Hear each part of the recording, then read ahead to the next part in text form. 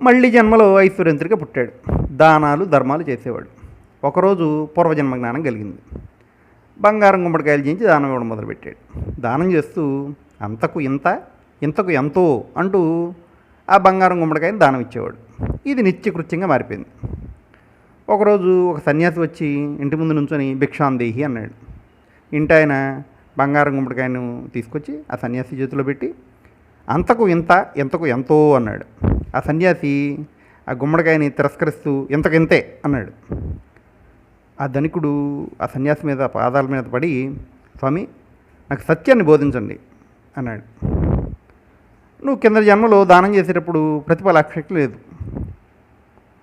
ఒకవేళ ధనికుడిని అయినా కూడా మరింత దానం చేస్తానని మాత్రం అనుకున్నావు.